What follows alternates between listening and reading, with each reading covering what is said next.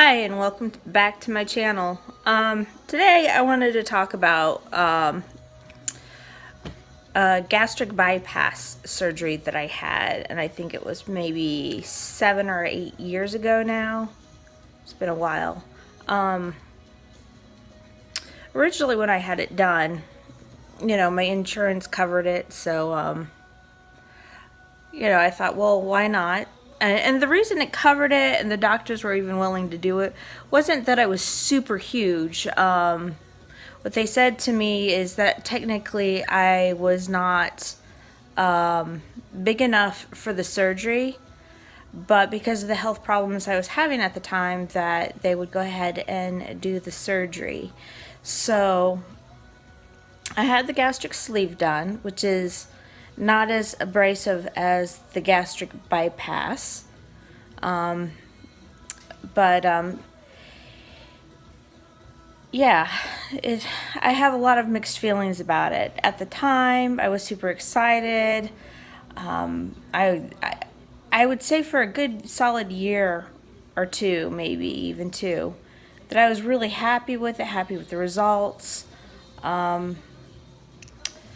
But the further out I got, the less happy I am. And it's not because I gained weight back. That's not the issue. The issue for me is that there's a lot of a lot of food sensitivities that I have, and it exaggerated it. There's a really good chance that I had issues growing up, but in the 80s and 90s things were different.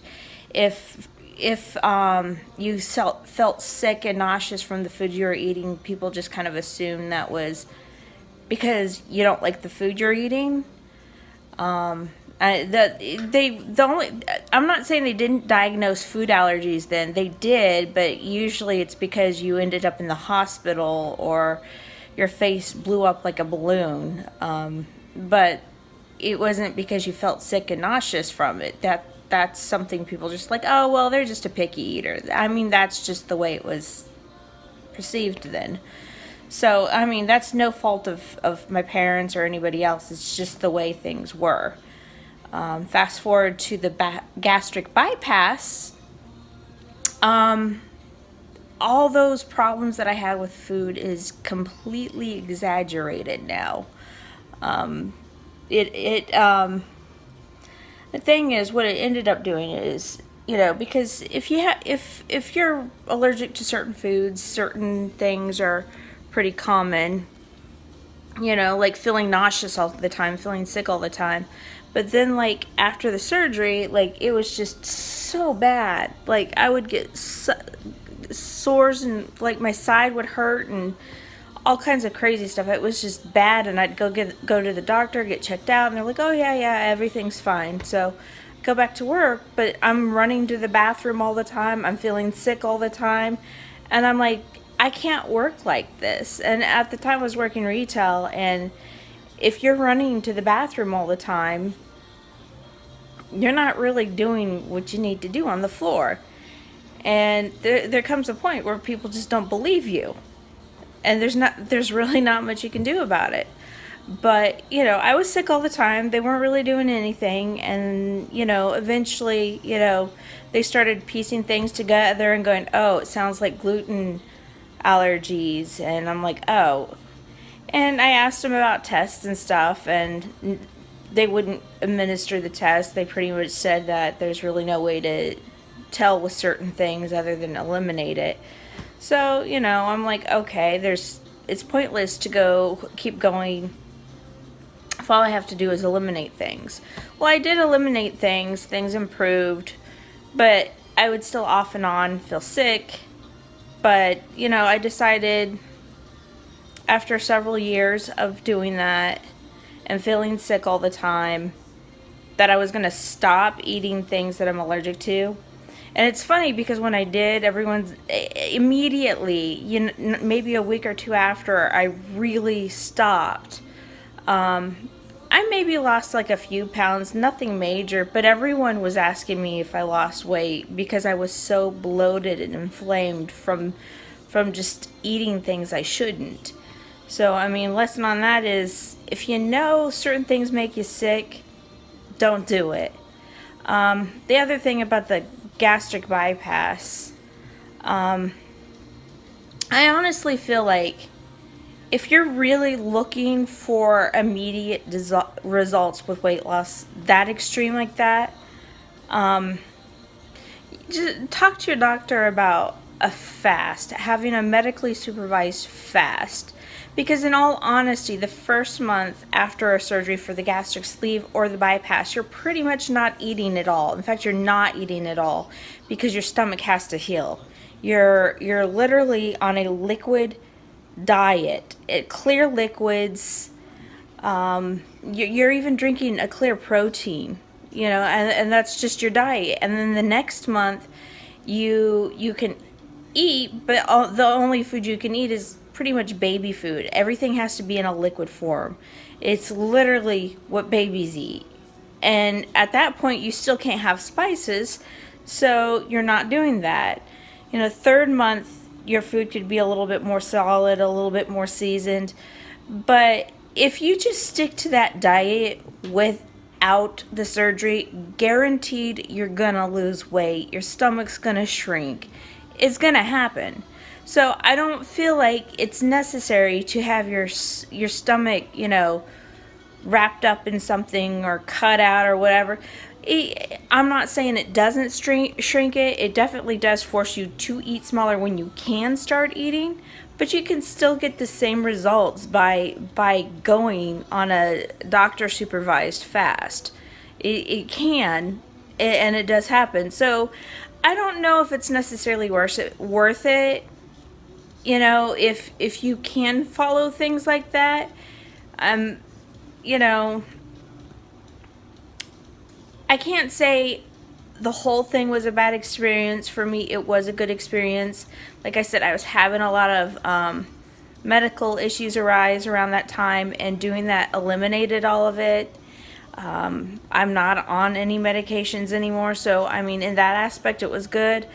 But eventually, I did gain weight back, and a lot of it has to do with me just being lazy and eating foods I'm allergic to. It's not necessarily eating bad food, because I've heard people say that too. They're like, well, we shouldn't be eating those foods anyway. I'm like, it's not the same thing. Your face doesn't swell up if you ate something, that's slightly bad now, does it? Mine does. So, I mean, I've eaten food that I wasn't supposed to eat, with gluten or dairy or whatever, gone to bed, and the next day I wake up and my face is just puffy. And, I'll look at my husband and I'm like, look at my face. Do you see that? He's like, what? And I'm like, it's swollen. And then I'll take like a Benadryl because it's got the antihistamine in it. And I'll go and lay back down for a little bit. And then I get back up.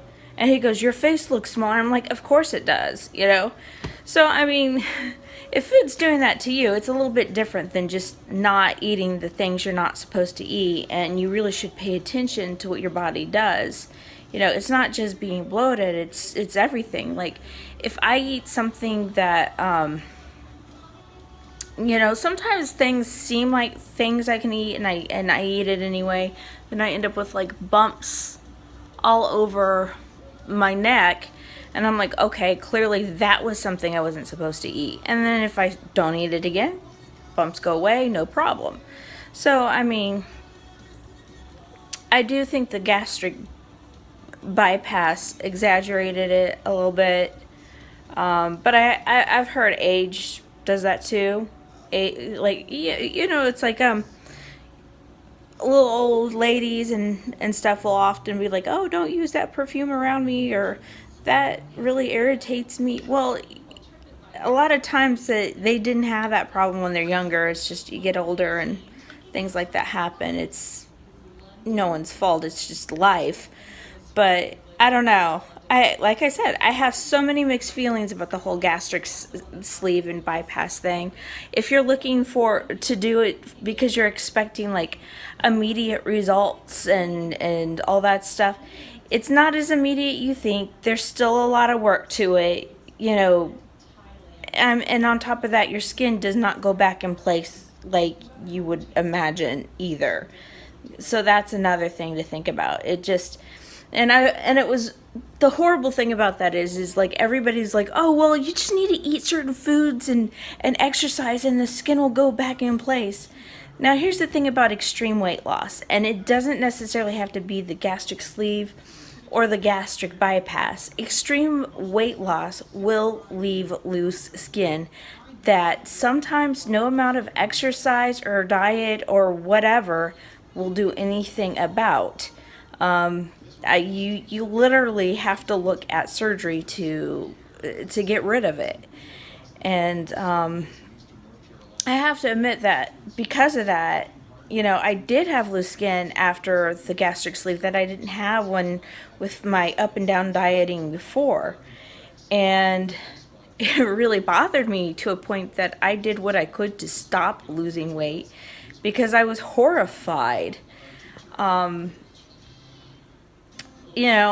that a good reason to stop losing weight? Probably not, but I felt like I was at a good weight at the time. I don't feel like I'm at a good weight now. Could I do the gastric sleeve again? Yeah, absolutely, but I'm not going to. I don't want to go through the ups and downs that I went before. I don't need more issues with food. I don't need any of that, and I don't want any of that. And I'd much rather figure out how to do it in a way that's healthy and maintainable than something extreme like that. The sun's coming in now, but and if you do choose to do the gastric sleeve or bypass for yourself, that's fine, but understand that there's more to it and it's not a quick fix. And there is a lot of work for it. If you couldn't stick to a diet, wait until after the surgery, because if you don't stick to that food plan for the next 3 months, you'll be hospitalized. And you might think that's a joke, but it's true, because your stomach's still healing. If you try to put a cheeseburger down your throat after just having that surgery, you're going to mess up your body really good. And, maybe you need the surgery to stick to it. I don't know. But honestly, if you couldn't stick to a diet before, just wait until after the surgery, because you won't have a choice but to stick to the diet they gave you. Not for several months, So think long and hard before you go down that route.